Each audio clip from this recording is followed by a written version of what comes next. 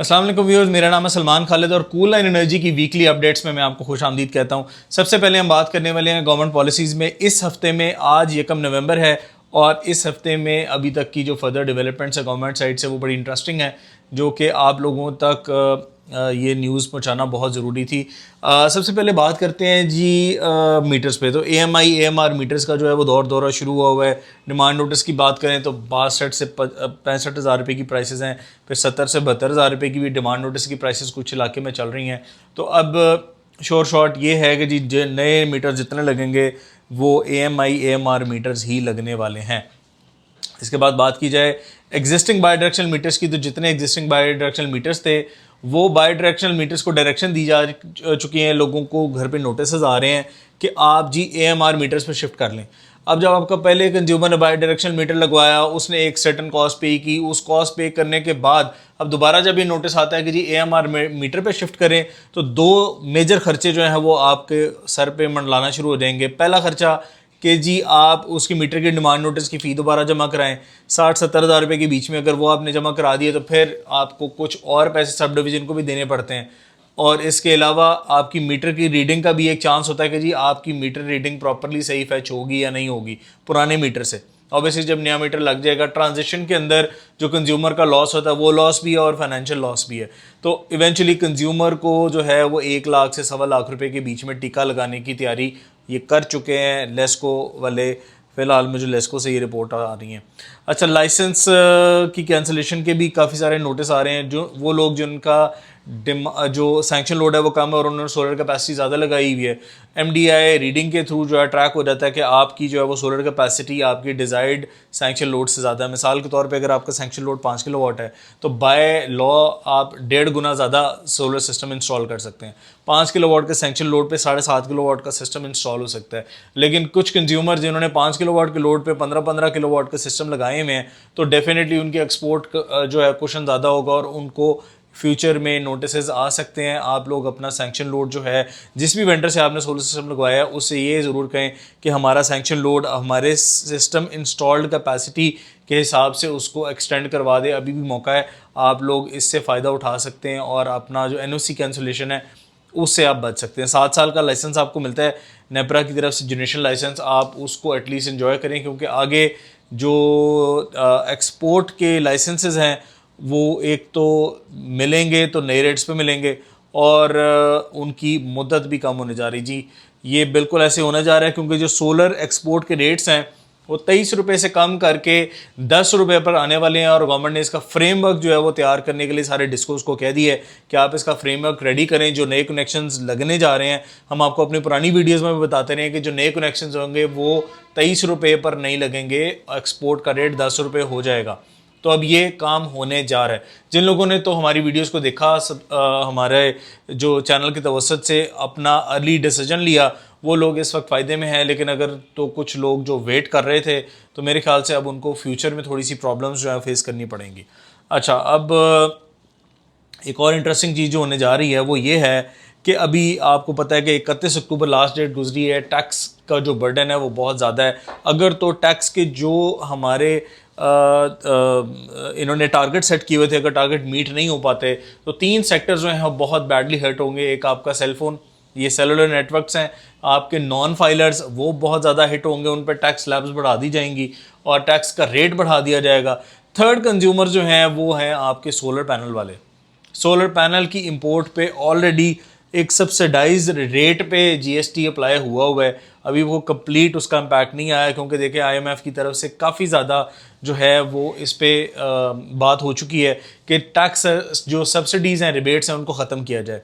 अभी रिसेंटली एक जो है कॉन्फ्रेंस हुई थी, दानियल चौधरी साहब भी वहाँ पे आए हुए थे। उन्होंने ये एम्फसाइज़ किया इस बात पे कि हमने IMF के प्रेशर के बावजूद सोलर को, ग्रीन एनर्जी को प्रमोट करने के लिए हमने इसके ऊपर टैक्स जो है वो 100% इम्प्लीमेंट नहीं होने दिया। बहुत अच्छी पॉलिसी थी, लेकिन अब चूँकि गवर्नमेंट के अहदाफ पूरे नहीं हो रहे और IMF जो है वो उनकी तलवार भी जो है हम पर लटकती रहती है, तो अब आपका फ्यूचर सिनेरियो में आप देखेंगे कि सोलर पैनल के ऊपर भी GST की 100% इम्प्लीमेंटेशन शायद इम्पोज हो सकती है। ये अभी कोई फाइनल वर्डिक्ट नहीं है, इसकी कोई ऑफिशियल लेटर नहीं आया, लेकिन फ्यूचरिस्टिकली ये चीज़ें जो है लॉजिकली समझ आती हैं कि ये चीज़ हो जाएंगी। तो अगर आपने कोई परचेज डिसीजन लेना अपना तो आप ले सकते हैं।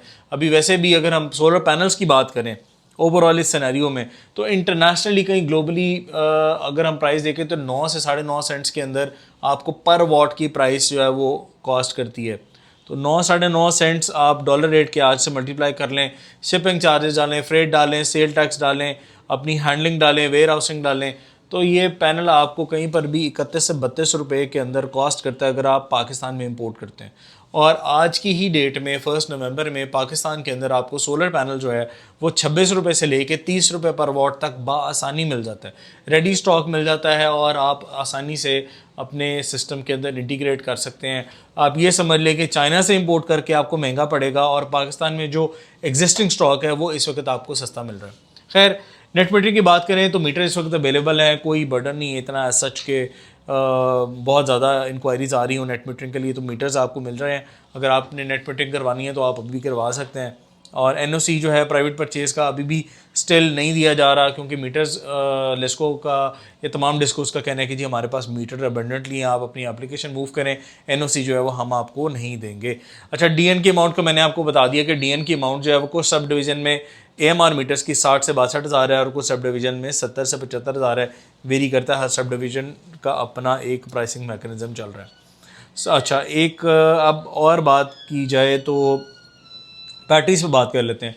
लिथियम आयन स्टोरेज बैटरीज जो है उनकी प्राइसेस डे बाय डे जो है वो नीचे आ रही हैं, चाइना में भी और लोकल इंडस्ट्री में। उसकी दो रीजंस हैं, एक तो लोकल मैन्युफैक्चरिंग स्टार्ट हो गई है और उसके बाद दूसरा चाइनीज़ इंपोर्टेड बैटरीज वो भी सस्ती हो रही हैं, क्योंकि जब आपकी टेक्नोलॉजी नई होती है प्राइस हाई होती है, जैसे जैसे उसका आपका फ्लो बनता जाता है और एक एक्सपेंशन होता है, वॉल्यूम में प्रोडक्ट प्रोड्यूस होना शुरू होती है, तो उसकी प्राइस डेफिनेटली नीचे आती है। और similarly lithium ion storage batteries की प्राइसेस जो है पाकिस्तान में बहुत नीचे आ चुकी हैं।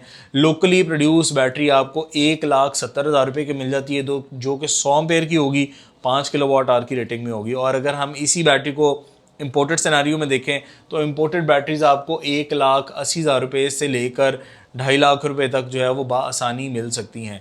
The future trend is sodium ion batteries का, जो कि चाइना में इस पर काफ़ी तेज़ी से वर्किंग हो रही है। और वो अगर सोडियम आयन बैटरी पर वर्किंग हो जाती है तो sodium ion battery lithium ion battery से भी फ्यूचरिस्टिकली ज़्यादा कम प्राइस में होगी और ज़्यादा बेहतर लाइफ होगी। अभी चूंकि लिथियम आयन बैटरीज़ का ट्रेंड चल रहा है, लिथियम आयन बैटरीज़ का एक प्रॉब्लम ये मुझे नज़र आता है कि जितनी एक्सटेंसिव इसकी इंपोर्ट हुई हैं और कंजम्पशन हुई है, अभी तक इसके पास प्रॉपरली बैटरीज़ को डिस्पोज ऑफ करने का कोई मैकेनिज्म हमारे पास नहीं है। तो अगर हम बैटरीज़ को प्रॉपरली डिस्पोज ऑफ नहीं कर पाएंगे तो फिर ये भी एक बहुत बड़ा एक हैज़र्ड हो सकता है हेल्थ के लिए भी, इन्वायरमेंट के लिए भी, क्योंकि आपका नॉर्मल जो एसिड बैटरी थी उसकी डिकम्पोजिशन और रिसाइकलिंग का एक प्रॉपर प्रोसेस है। लेड को आप दोबारा रिसाइकल करके दोबारा रीयूज़ में लेके आ सकते हैं। लिथियम का एज सच अभी कोई रिसाइकलिंग प्लांट जो है वो नहीं लग पाया, जैसे ही होता है तो हम आपको इस पे भी अपडेट देते रहेंगे। अच्छा, इन्वर्टर की बात कर लें तो कुछ नए लॉन्चेस हैं। गुडवी ने अपने एलवी मॉडल्स कुछ लॉन्च किए हैं, जिसमें 10 किलोवाट हाइब्रिड में भी आ रहे हैं और आप 20-25 किलोवाट हाइब्रिड में जाएंगे। इसके साथ साथ कैनेडियन सोलर ने अपने कैनेडियन सोलर चूँकि बड़ा मशहूर है अपने सोलर पैनल्स की वजह से, लेकिन खाली सोलर पैनल्स ये नहीं बनाता, ये इनके पास कैनेडियन सोलर के इन्वर्टर्स भी हैं। हाइब्रिड रेंज आ रही है कैनेडियन सोलर की, लॉन्च हो चुकी है। 6, 8, 10 किलोवाट के ईजिली आपको इन्वर्टर्स मिलते हैं और आपको इसमें बड़े models up to 50 kilowatt hybrid inverters भी आपको देखने को मिलेंगे। तो मेरे ख्याल से आगे हाइब्रिड की तरफ काफ़ी ज़्यादा काम होने वाला है। मैक्स पावर की आपको एक बड़ी अच्छी नई रेंज आ रही है। IP21 में और IP65 में, दोनों में ही मैक्स पावर के नए मॉडल्स आ रहे हैं और जो कि बहुत जल्द हमारे स्टोर पे भी लाइव हो जाएंगे और हम आपको उसकी एक डिटेल्ड रिव्यू भी बना कर देंगे। लास्टली रिबेट्स की बात कर लें तो इस वक्त काफ़ी ज़्यादा कंपनीज जो है वो अपने रिबेट्स दे रही हैं। दो इस वक्त प्रोग्राम चल रहे हैं, एक इंस्टॉलर प्रोग्राम है और एक डीलर प्रोग्राम है। डीलर के लिए जो है वो क्वांटिटी पे अलग रिबेट्स होते हैं। रिबेट्स का मतलब ये है कि आप अपनी एक सर्टन क्वांटिटी बुक करके अपना एक सर्टन क्वेश्चन जो है वो ले सकते हैं। कुछ कंपनीज जो है वो टूर्स भी ऑफर कर रही होती हैं और उसके साथ साथ आपको जो है कैशबैक जो है वो भी दे रही होती हैं और कुछ प्राइजेस भी दे रही होती हैं। इसके साथ इंस्टॉलर्स के लिए जो है वो कंपनीज क्या करती हैं, मतलब इस वक्त नॉक्स है, सोलर मैक्स है, मैक्स पावर है, गुडवी है, सोलिस है, ये सारे बड़े ब्रांड जो हैं इस वक्त इंस्टॉलर प्रोग्राम पे बहुत ज़्यादा फोकस कर रहे हैं। इंस्टॉलर्स को रिबेट मिल रहे हैं। आपने जो भी इन्वर्टर इंस्टॉल करते हैं, इंस्टॉल करके कंपनी के मुतलका व्हाट्सएप नंबर पे अपनी पिक्चर भेजनी है, सीरियल नंबर आप भेजेंगे तो आपको आपका इंसेंटिव जो है वो ट्रांसफ़र हो जाएगा। आप जो भी प्रोडक्ट इंस्टॉल करते हैं ये मेक श्योर कर लें कि आप अपना जो है ये इन्फॉर्मेशन आप तक अगर मिली हुई है रिबेट की, तो आप अपना रिबेट ज़रूर क्लेम करें, क्योंकि ये आपका जायज़ हक है जो कंपनी आपको डायरेक्टली ऑफ़र करती है, इंसेंटिवाइज करती है। मार्केट ट्रेंड्स की बात कर लें तो अभी जिस तरह से नेट मीटरिंग की पॉलिसीज़ चल रही हैं, मेरा नहीं ख्याल कि नेट मीटरिंग जो है वो फ्यूचरिस्टिकली बहुत ज़्यादा सस्टेनेबल रहेगी, क्योंकि डिमांड नोटिस की प्राइसेस बढ़ रही हैं। इसके अलावा आपकी जो नेट मीटरिंग के जो साल हैं, जो एनओसी मिलता था या लाइसेंस मिलता था 7 साल का, उस पे भी एक कंसिडरेशन की जा रही है कि उन ईयर्स को थोड़ा कम किया जाए।